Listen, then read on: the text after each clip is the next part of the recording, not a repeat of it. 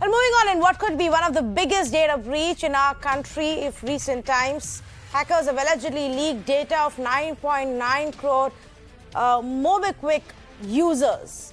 Now, many users through the day cited concerns over, their sensitive data, their mobile numbers, bank account details, emails, credit card details being put out there. In fact, almost 10 crore cardholders' data may have been hit. That's a significant amount. It's a very, very large set of database that we are talking about and was allegedly put on sale on the dark web. While the company says there wasn't any breach from their end, that they take their security very seriously and they will order an audit, but so far it doesn't look like there was a security breach from their end. One needs to understand what happened here, how did this data really come out, and what does it mean for us? What precautions can we really then take? So let me, without wasting any time, say good evening to Dr. Pavan Duggal, cyber law expert joining us this evening, and Nikhil Pava, editor of Media Nama.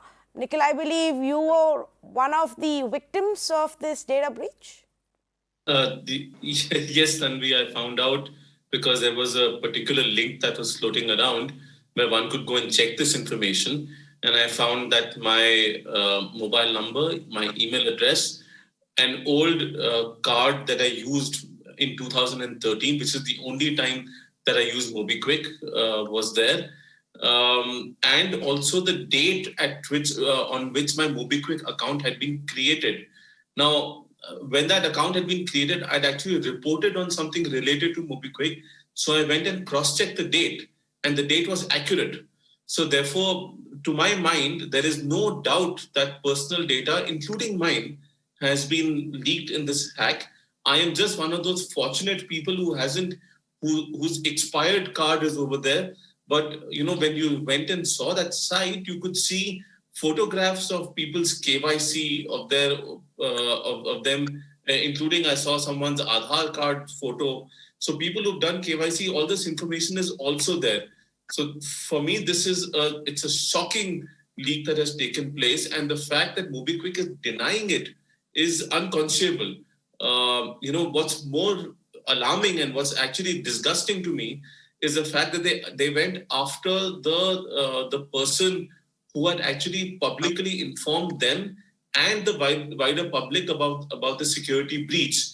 And they called him a media-crazed so-called security researcher who's concocting files and wasting precious time. And, they said they couldn't find any security lapses instead of acknowledging the fact that something wrong has happened. Because, look, my data is there and it's Mobikwik data that I can verify. How else could this have come out? So instead of acknowledging it and saying that and talking about what steps they're taking to fix this, they have gone and attacked the person who was doing a public service in informing us. So I think it's absolutely disgusting how Mobikwik has dealt with this. They are, to my mind, they are lying through their teeth about the fact that there hasn't been a hack. And I think it's important for our regulatory agencies to look into this to see how they should deal with it. Yes, because, in this current day and age of digital transactions, almost all of us are using, these available options for payments, for recharge, and all of our details are available there. Now, before I go to Pavan Duggal on what can be done to set accountability, Nikhil, very quickly, what's the downside for people whose data may be out there? What do they stand to lose? What is at risk? Well, firstly, many credit cards, etc., and when these details are out there, especially because this contains the expiry date of a card, it contains a card number, especially on international transactions, cards can be used without a CVV. In this case, and by the looks of it, again, I'm not able to validate this, but there is a field that this for CVV also, which was stored, which means that people can potentially misuse these cards. And so everyone is at risk right now.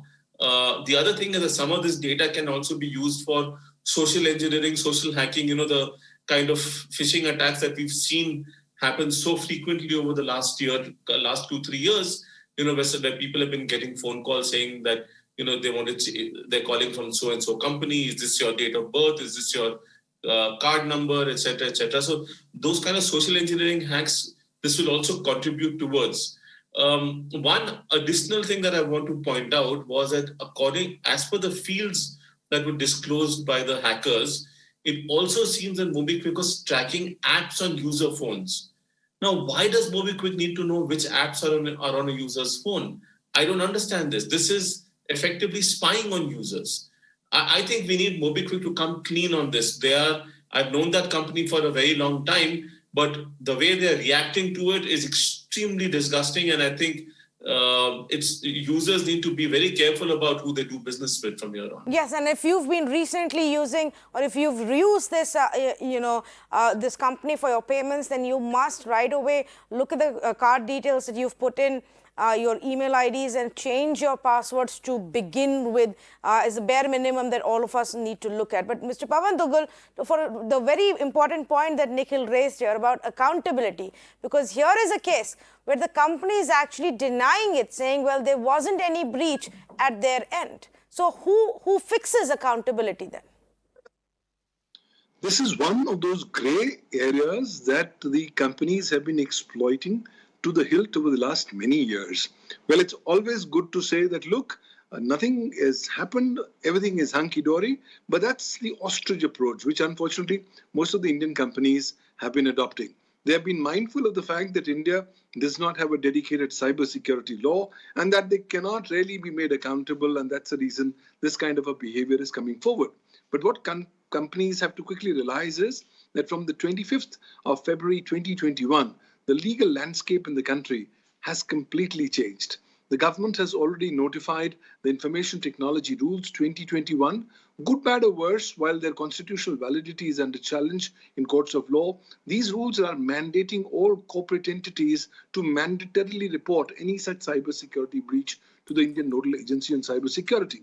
If they don't do so, or if they say, sir, there is no such breach, and such breach is subsequently found out, then there are a couple of options. Number one, the company as an intermediary loses its statutory exemption from legal liability. Number two, the rules have now categorically said that the company will now be exposed to criminal liability and prosecution. Number three, they and their top board of management can be prosecuted for offences under the IT Act and under the Indian Penal Code. So the net result is it's time for the Indian companies to start waking up from their deep slumber, to quickly start realizing that if a breach has happened, the better way would be to go ahead and report, acknowledge about the breach. Well, everybody realizes this is not a utopian world and nobody is absolutely secure. But so long as you are doing your utmost possible efforts which are required under law to be done, you cannot be saddled with legal responsibility. But if you're going to shoot the messenger who's actually sensitizing about the cybersecurity breach, it's actually going to be a portent of much bigger problems. I think somewhere down the line, the lip service to cybersecurity has to cease. We have to now inculcate cybersecurity as a central lifeline of corporate existence and for protecting the rights of the users in today's context. Yes, and I believe there have to be two parts. One, of course, is like you said, and we're not saying that for every data breach that takes place, you drag the company to courts or you make them pay for it. But as long as, if you've not followed the rules, if you've not ensured that all loopholes are filled, if you've not done your frequent checks and balances, if you've not done your own systemic audits and ensured that everything is placed, then you must be held accountable. The other aspect, of course, is that in today's day and age, when more and more of such instances are happening, are our rules updated? Are our guidelines, are our checks and balances that the regulators are demanding, are those strong enough? Are those updated enough for these companies to be held accountable? Nikhil, you wanted to make a point? Yeah. Yes, Tanvi, I think it's also important to remember that Mobikwik knew about this almost a month before, because that's when the hacker had also, so the security researcher had also informed everyone about this. But also, according to a story in TechCrunch, Mobikwik had written to Amazon asking for logs of who accessed the server, which again indicates that they knew what was going on, and despite that, they are denying it. But there is, on the regulatory side, let's not forget that Mobikwik is a regulated entity. They have a license from the RBI to run these operations. So where is the RBI on this? Why aren't they responding to this particular situation? Where is certain Whereas our IT Minister Ravi Shankar Prasad, whenever there is a WhatsApp-related issue, at that time, I think in the NSO hack a couple of years ago, he wrote a letter to the WhatsApp CEO asking them for accountability. Is he going to now write to Mobikwik as well? I mean, or are these rules or these demands for accountability only reserved for foreign companies and not for Indian companies? I think we need the government to be also held accountable for inaction on these situations. The other aspect is, just to add to what Mr. Dugal said, let's not forget that there are responsible companies out there also. Yeah. A few years ago, when there had been a security vulnerability and a leak of Zomato data, Zomato had publicly acknowledged it. They had informed users. They had asked them to change their passwords. And that's a responsible way of dealing with these things. I don't think Mobikwik is being responsible here. Yes, and so many more instances as well, of data breaches which have happened in the recent past, and will perhaps going forward continue to happen, Mr. Pawan Duggal, where it becomes extremely important for us to at least say that our systems and our rules need to be tight enough, not just for foreign companies, but even for Indian ones. And that's one area where a lot of homework has still to be done. The IT Act is only a law meant for promoting electronic format. It's not a cybersecurity law. And in the absence of a cybersecurity law, the government is invariably trying to lean on in the direction of secondary legislation through rules under the IT Act. Well, that's an interim transient measure that may not have long-term efficacy for that. It's time that India has a dedicated cybersecurity law.